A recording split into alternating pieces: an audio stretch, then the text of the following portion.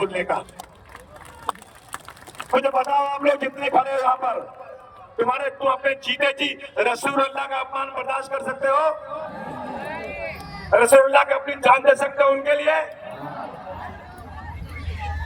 और आज उनके लोग मेरे इलाके में वोट मांगने आए, उनको वोट मिलना चाहिए? बोलो जोर से, बाइकाट करो ऐसे लोगों का। मैं आया था जो गोवंडी में, याद है कि नहीं आपको? इसके पहले मिनिस्टर थे गोवंडी में, जो एमएलए था ना वो मिनिस्टर था। यहाँ पर पूरी कारपोरेशन उनकी थी, मेयर उनका था, चीफ मिनिस्टर उनका था, प्राइम मिनिस्टर उनका था, कांग्रेस की पूरी सरकार थी। पानी था क्या यहाँ पे? बोलो जोर से, पानी था? लेकिन आगे बोलता है शर्माने वाला, अबू हसीम साहब, आपने गोवंडी के परेशान लोगों की हाल कभी पूछा? तो मैंने कहा कि ये देख, मैंने कितनी बार पूछा, मैंने वीडियो बना दिया। और एक बात बोलना चाहता हूं तुमसे, ये बार बार जहां जाता है ना मुस्लिम इलाके में कहता है कि यहाँ बहुत नशा है, बहुत नशा है। गोवंडी नशेड़ियों की जगह है। आप मुझे समझाओ, अगर कोई गोवंडी को इस तरह बदनाम करेगा तो गोवंडी के बच्चों को नौकरी मिलेगी कहीं? कोई कंपनी रखेगी काम पे? अरे ये तो नशेड़ी लोग हैं, काम मिलेगा उनको? अगर कोई गोवंडी को बदनाम करेगा तो गोवंडी की लड़कियों की शादी कोई करेगा? गोवंडी में अपनी लड़कियों को ब्याह के भेजेगा? मैं तुमसे सवाल पूछना चाहता हूं, ये जहां जाएगा वही बात करेगा, नशा नशा नशा। नशा तो पूरे हिंदुस्तान में है। ये जिस इलाके में जाता है वहां नशे की बात करता है। मेरे दोस्तों, गोवंडी में टैलेंट है, गोवंडी में बहुत टैलेंट है। और देखो मैंने जो बनाया लाइब्रेरी, एक से एक बच्चे यहाँ आईएएस बन के निकले हैं, आईपीएस बन के निकले हैं, इंजीनियर बन के निकले, डॉक्टर बन के निकले, एक से एक लड़के यहाँ पर है कि नहीं? बोलिए। अभी जब मैंने किया था, गोवंडी का टैलेंट दिखाया था, कितने हजार बच्चे नजर आए थे। और अभी आजकल ये बहुत आईएम वाले बोलते हैं। मैं खाली एक ही बात पूछना चाहता हूँ, 134 में जो उम्मीदवार लड़ रहा है ना, उससे पूछना बेटा, जब पिछले असेंबली इलेक्शन में तुम लड़ रहे थे तो मदनपुरा से 18 लाख रुपया लाए थे, वो किसने दिया था? कुरान पे हाथ रखे कसम खा जाए ना, मैं मान जाऊं बीजेपी और शिवसेना से पैसा लेकर आते हैं और मेरे इलाके में ये लोग हराने की कोशिश करते हैं। मेरे पास सबूत है इसका। इन्होंने अपने उम्मीदवारों के बारे में लिखा है, इनकी ये डिग्री, इनकी ये डिग्री, इनकी ये डिग्री। हमने इलेक्शन कमीशन निकाला, किसी की डिग्री नहीं है, सब झूठ है। सोचो, इतना बड़ा झूठ। मेरे पास कागजात सब है। बहुत बड़ा मक्कार है भैया। ये देखो, सबके कागजात मेरे पास है। एक इंजीनियर बन गया। अरे रुखसाना के इलाके में जो है ना, वो 12वीं पास है, बोले वकील है। ये कितना बड़ा झूठ, अभी तो कुछ मिला नहीं है, झूठ चालू हो गया। दोस्तों, आप बताओ, आपकी आवाज महाराष्ट्र में कौन उठाता है? जोर से बताओ मुझे। मेरा मुंह देख के मत बोलो, सच बोलो। कौन लड़ता है आपके लिए? ये शेरवानी वालों का एक बार जीता, दोबारा जीत कर आज तक आया? एक बार जीता, भागा, खत्म, दोबारा जीत के नहीं आता। अरे ये जो है, ये औरंगाबाद वाला बहुत बात करता है। अबे मैं उत्तर प्रदेश का हूं, पटक दूंगा, पत्ती से बाहर निकल जाएगी, पता नहीं चलेगा कहां चला गया। एक एमपी लेके दंदनाते फिरते हो। मेरे पास 37 एमपी है, 37 एमपी की पार्टी। एक एमपी वाला पूरे देश में जाके इलेक्शन लड़ा रहा है। मेरी 37 एमपी की पार्टी नहीं लड़ती इलेक्शन, क्योंकि ये पार्टी वोटों का बंटवारा नहीं चाहती। ये पार्टी चाहती है कि फिरका परस्ती खत्म हो जाए, इसलिए वोट बांटना नहीं चाहिए। और ये लोग वोट बांटते हैं। मेरे पास एक और रिपोर्ट है, ये देख लो। हैदराबाद में 2007 में ब्लास्ट हुआ था, मस्जिद में ब्लास्ट हुआ था। ये जो अपने आप को मुसलमानों का हमदर्द कहता है ना, उसने उसी वक्त बयान दिया हिंदुस्तान टाइम्स में। जैसे ब्लास्ट हुआ, उसमें कुछ 10-15 लोग शहीद हो गए। तो इसका बयान आया कि वहां पर जो ब्लास्ट हुआ है ना, इसमें मोहम्मद शाहिद और बिलाल का हाथ है। किसका हाथ है? मुसलमानों का हाथ है। किसने कहा? जो अपने आप को मुसलमानों का बहुत बड़ा रहनुमा कहलाता है, उसने कहा कि मुसलमानों का हाथ है। कोई पकड़ा नहीं गया था, कोई इंक्वायरी नहीं हुई थी, कोई मुकदमा नहीं बना था, और पहले ही बोल दिया मुसलमानों का हाथ है, और अपने आप को मुसलमानों को रहनुमा बोलता है। और जब इंक्वायरी हुई, सब कुछ हुआ, तो मालूम हुआ हैदराबाद के ब्लास्ट में अभिनव भारत का हाथ है, जो आरएसएस की विंग है। ये बात करते हैं। इसलिए दोस्तों, हम आपसे कहना चाहते हैं, जहां जहां हिंदुस्तान में मुस्लिम लीडरशिप है, ये उस लीडरशिप को खत्म करना चाहते हैं। ये इनको एक काम दिया गया है कि तुम सारे हिंदुस्तान में जाओ और मुसलमानों को अपनी तरफ खींचो और मुसलमान को लो और मुसलमानों की पार्टी को मजबूत करो। यकीन जानना दोस्तों, इस मुल्क में जो भी व्यक्ति मुसलमानों की बात करेगा, खुदा की कसम, वो मुसलमानों का दुश्मन होगा। ये देश सेकुलर है, ये देश सेकुलर है। यहाँ हिंदू और मुसलमान, सिख और ईसाई एक साथ रहते हैं। आजादी के बाद, आजादी को मुस्लिम लीग इस मुल्क में बड़ी पार्टी थी। आजादी हो गई, खत्म हो गई, मुस्लिम लीग कहाँ है आज?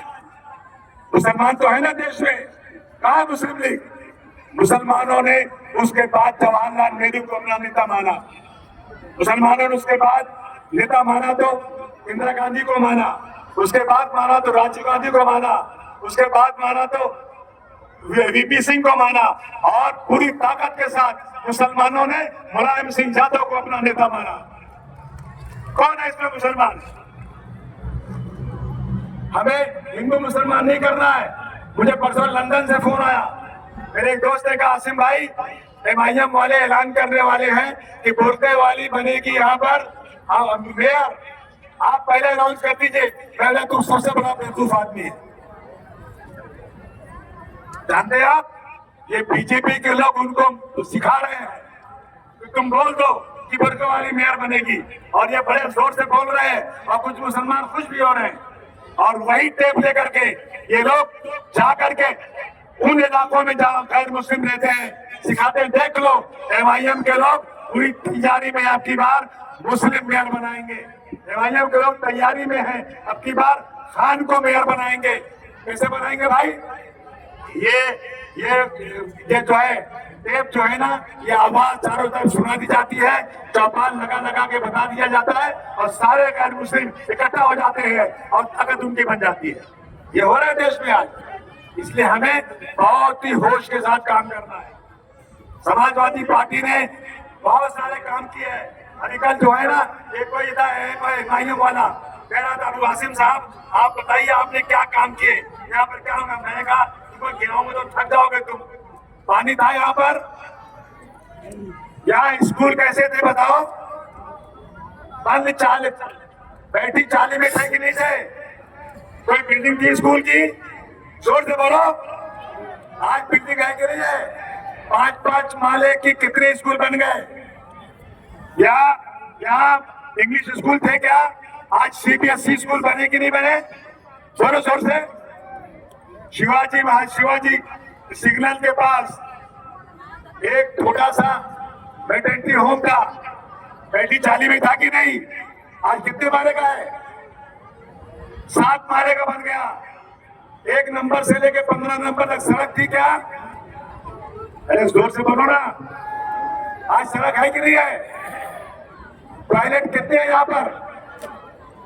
एक दिन मुख्यमंत्री जी आए, फडणवीस साहब, हाउस में ताली बजवाए कि हमें एक एनजीओ ने लेटर दिया है कि हम मुंबई में कोई शौच के लिए बाहर नहीं बैठता। मैं खड़ा हो गया, मैंने कहा झूठ बोल रहे हैं आप सुबह 6 बजे मेरे साथ बैठिए, थाना से लोकल ट्रेन में एक तरफ आप बैठिए, एक तरफ मैं बैठता हूँ, मैं फोटो खींचता हूँ। 1000 लोग दिखाऊंगा आपसे, थाना से लेकर वीटी तक। लोग टॉयलेट के लिए खुले बैठे हुए, शर्म में नीचे गर्दन किए हुए। तो उनको बुरा लगा। मैंने फोन किया गयासुद्दीन को, जरा जा भैया डंपिंग पे देख कोई बैठा है क्या? उसने जाकर के ना बैठे हुए आदमी का पीछे से फोटो खींच लिया और वो फोटो को लेकर मैं गया चीफ मिनिस्टर के पास। मैंने कहा ताजी खबर है ये, ताजी, तुमको सर्टिफिकेट मिल गया है बम्बई शहर में गोंडी में बाहर बैठा आदमी। तो उन्होंने उस वक्त मेहता साहब कमिश्नर थे, कहा ये अबू आजमी का फोटो देखो, पता लगाओ क्या बात है ये। तो कमिश्नर ने कहा हम शर्मिंदा है अबू आजमी साहब, कितना टॉयलेट बनाना है। गोंडी वालों, पूरे महानगर पालिका में सबसे ज्यादा टॉयलेट कहीं बना है ना तो मानकुल शिवाजी नगर में बना है। ये बोलते हैं कि क्या काम हुआ यहाँ पर। मेरे दोस्तों साथियों, ये लड़के आए थे अभी, देवेंद्र भाई मेरा एक दोस्त था, आजमगढ़ में शादी थी, उसने कहा आसिम भाई आपको जाना पड़ेगा। मैंने कहा देख भाई मैं नहीं जा सकता, मेरी पार्लियामेंट है, मैं कार्ड बांट चुका हूँ, आसिम भाई आप मुझे नई तारीख दीजिए, मैं नया कार्ड छापूंगा। मैंने दे दिया था और मैं आजमगढ़ चला गया। मैं आजमगढ़ पहुंचा ही था कि मुझे मुंबई से फोन आया कि कल रात को अताउल्लाह नाम का बूढ़े आदमी को उसके बेटे फैसल को पुलिस लेकर आई, पुलिस स्टेशन में बाप को नंगा कर दिया, भाभी का बुर्का उतार करके उसके बुर्के को जूते से लगा के फेंक दिया और बेटे को मारना शुरू किया। बाप नंगा खड़ा है, बेटे ने कहा कि मेरे बाप को कपड़ा पहना दो, आप जो चाहो लिख लो। उन्होंने पूरा ग्लास में उसका नाम लिख दिया। मैं आजमगढ़ में था, मुझे कहा वकील ने आसिम भाई आप कुछ कीजिए, और सर उसी दिन मनमोहन सिंह ने सारे एमपी को डिनर की दावत दिया। मैंने उस लड़के से कहा जिसने नया कार्ड छपवाया था मेरे लिए, मैंने कहा भैया देख आजमगढ़ में आ गया हूँ, आप मेहरबानी करके मुझे ना देख, वहाँ बहुत बड़ा जुर्म है, बहुत बड़ा मामला है, आज ही प्राइम मिनिस्टर से मिलने का मुझे टाइम मिल जाएगा, क्या करूँ। तो आसिम में जाइए, मैं बनारस आया, फ्लाइट पकड़ा और मैं गया, पार्लियामेंट में आया, जहाँ दावत थी ना सब जमा थे। मुझे शरद पवार सामने मिल गए, मौलाना अब्दुल्ला आजमी मिल गए, महमूद मंत्री मिल गए, सुल्तानपुर का ताहिर एमपी मिला। मैंने इन सबको जवाब किया और शरद पवार के पास गया। मैंने कहा सर मुंबई में बहुत ज्यादा गड़बड़ी हो रही है, ऐसा जुल्म हो रहा है। तो शरद पवार ने मुझे कहा अबू आजमी तुम बहुत गलत काम करते हो, हमेशा गलत लोगों के साथ खड़े हो जाते हो। महमूद मंत्री ने कहा आसिम भाई ये इतना बड़ा लीडर ऐसी बात करता है, मुझे शर्म आती है। मैंने उसी वक्त बम्बई फोन किया, मैंने कहा अताउल्लाह को अभी फ्लाइट से भेज दो, फ्लाइट से लेकर आ जाओ दिल्ली।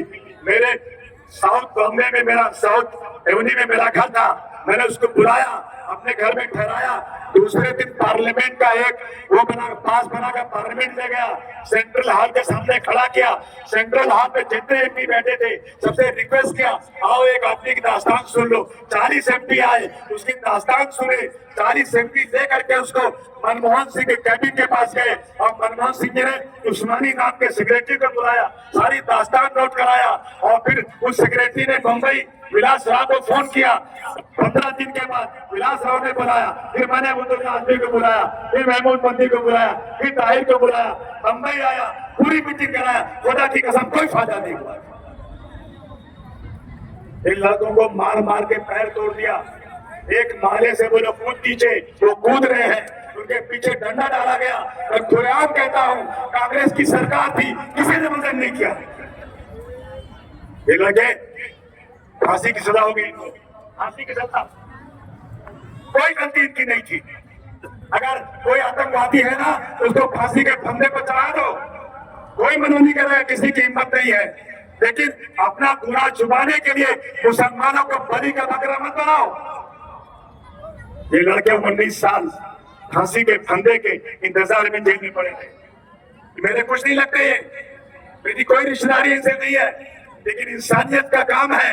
जब मैं एक साथ जब जेल में देखा था, मैंने देखा था और मैंने तय किया था जहां भी जुल्म ज्यादती होगी और गलत लोगों को पकड़ा जाएगा, मैं उनके साथ कंधे से कंधा मिलाकर खड़ा हो जाऊंगा। इसे दोस्तों मैं आपके पास चल कर आ जाया। अबू आसिम को मायूस करोगे? बोलो ना। मेरा इलेक्शन हो गया, 4 साल तक कोई बाप मुझे हरा नहीं सकता, किसी के बाप की ताकत नहीं है। आओ मेरे नगर सेवक लोग कौन लड़े इलेक्शन, इधर आके खड़े हो जाओ, जो इलेक्शन लड़े आ जाओ इधर।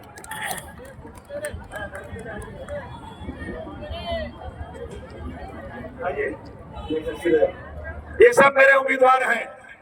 बोलो जिता के दोगे कि नहीं दोगे? बोलो जोर से। ये हमारे उम्मीदवार है, अबू आसिफ का उम्मीदवार है। मैं पूरी ताकत से कहता हूँ, समाजवादी पार्टी का एमएलए, समाजवादी के कारपोरेटर आज सब हैं, इनको हराना चाहते हो लोग? ताकत दोगे कि नहीं दोगे? हाथ उठाकर बोलो